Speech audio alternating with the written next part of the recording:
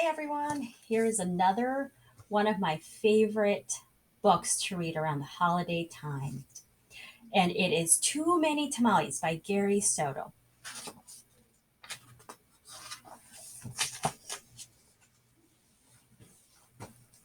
Snow drifted through the streets, and now that it was dusk, Christmas trees glittered in the windows.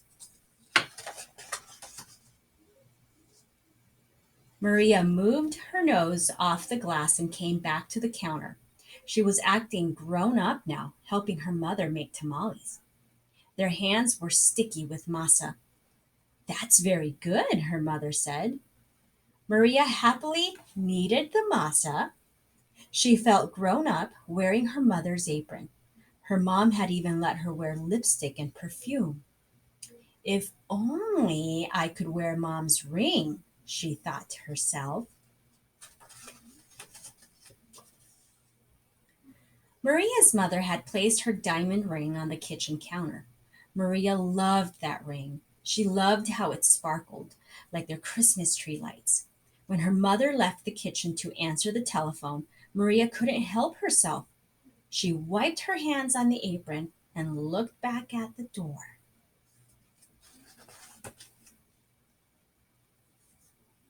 Maria returned to kneading the masa, her hands pumping up and down. On her thumb, the ring disappeared, then reappeared in the sticky glob of dough. Her mother returned and took the bowl from her. Go get your father for this part, she said. Then the three of them began to spread masa onto corn husks. Maria's father helped by plopping spoonful of meat in the center and folding the husk. He then placed them in a large pot on the stove. They made 24 tamales as the windows grew white with delicious smelling curls of steam. That is one of my favorite things when we make tamales is the smell around the entire house.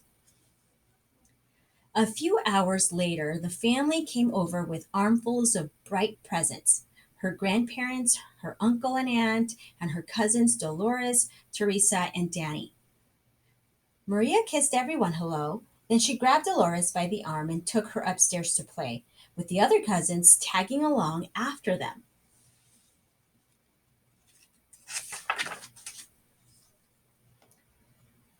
They cut out pictures from the newspaper, pictures of toys they were hoping were wrapped and sitting underneath the Christmas tree. As Maria was snipping out a picture of a pearl necklace, a shock spread through her body. The ring! She screamed. Everyone stared at her. What ring? Dolores asked. Without answering, Maria ran to the kitchen. The steaming tamales lay piled on a platter. The ring is inside one of the tamales, she thought to herself. It must have come off when I was kneading the masa. Dolores, Teresa, and Danny skidded into the kitchen behind her. Help me, Maria cried. They looked at each other. Danny piped up first. What do you want us to do? Eat them, she said. If you bite something hard, then tell me. That's a lot of tamales. The four of them started eating. They ripped off the husks and bit into them. The first one was good. The second one, pretty good. But by the third tamale, they were tired of the taste. Keep eating, Maria scolded. Corn husks littered the floor. Their stomachs were stretched till they hurt. But the cousins kept eating until only one tamale remained on the plate.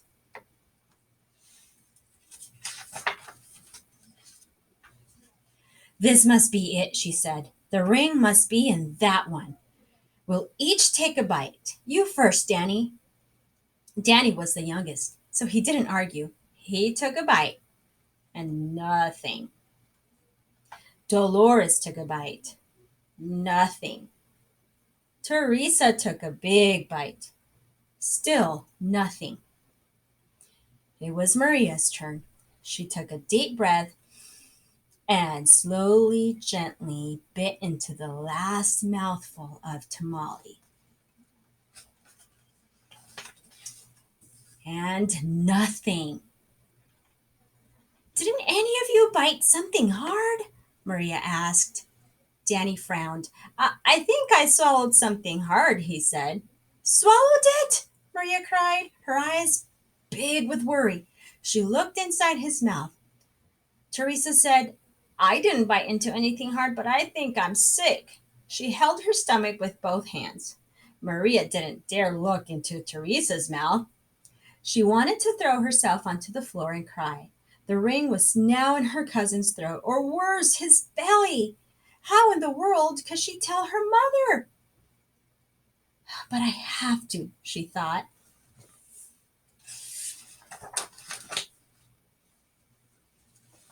She could feel tears pressing to get out as she walked into the living room where the grown ups sat talking. They chattered so loudly that Maria didn't know how to interrupt, and finally she tugged on her mother's sleeve.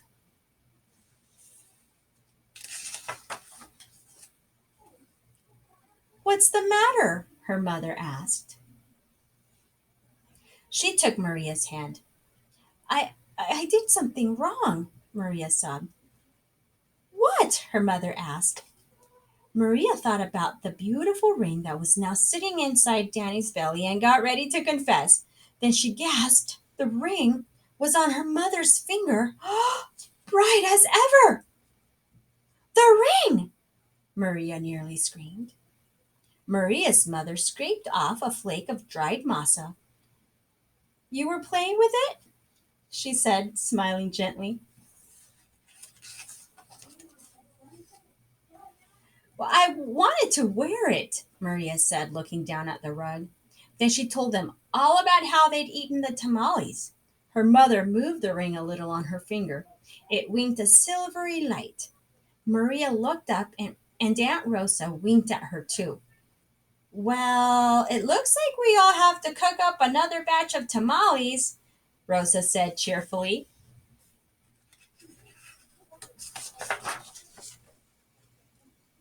Maria held her full stomach as everyone filed into the kitchen, joking and laughing. At first, she still felt like crying as she kneaded a great bowl of masa next to Aunt Rosa.